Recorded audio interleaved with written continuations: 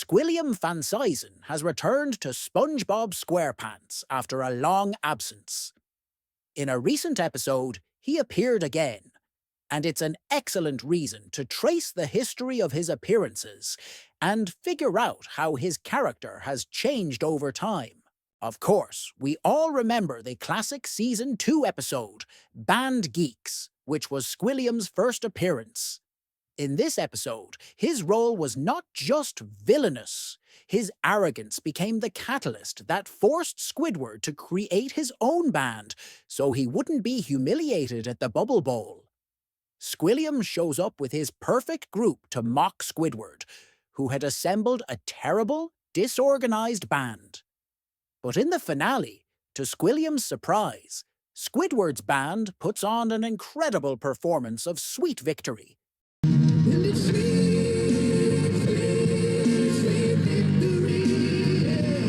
Which leaves Squilliam in a state of total shock. In the Season 3 episode, Squilliam Returns, Squidward, after running into Squilliam at a dumpster, can't stand his rivals boasting and lies that he owns an elite restaurant. To prove his claim, he hastily transforms the Krusty Krab into a luxurious establishment.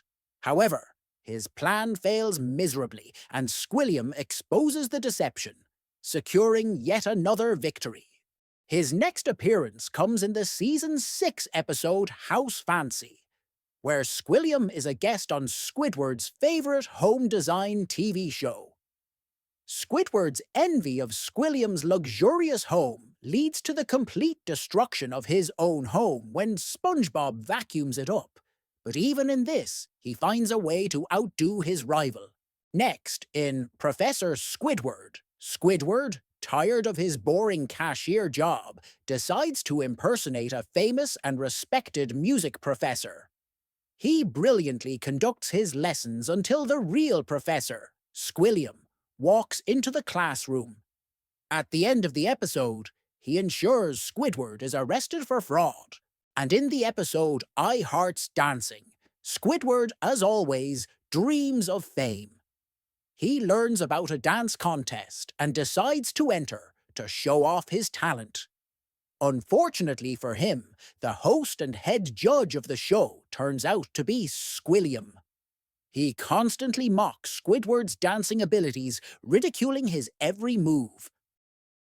In the episode Keep Bikini Bottom Beautiful, Squidward is forced to do community service after littering. What seems like an ordinary punishment quickly turns sour when he runs into his arch-rival Squilliam, who, of course, is proudly flaunting a massive statue built in his honor for collecting trash. Filled with jealousy and frustration, Squidward decides he must have a statue of his own at any cost. But, as always, nothing goes according to plan.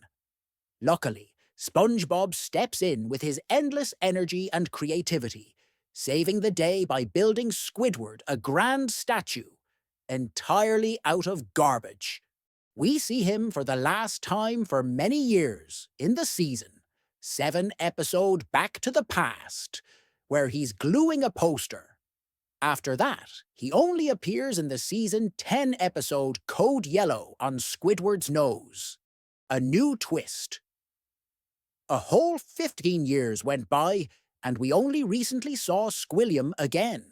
First in a quick glimpse on a magazine cover in the episode Upward, and then in person in Pabum Plankton. So where did he disappear to?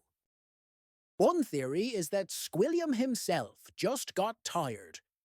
Imagine spending your whole life as a rich guy, competing with Squidward and acting like a superstar.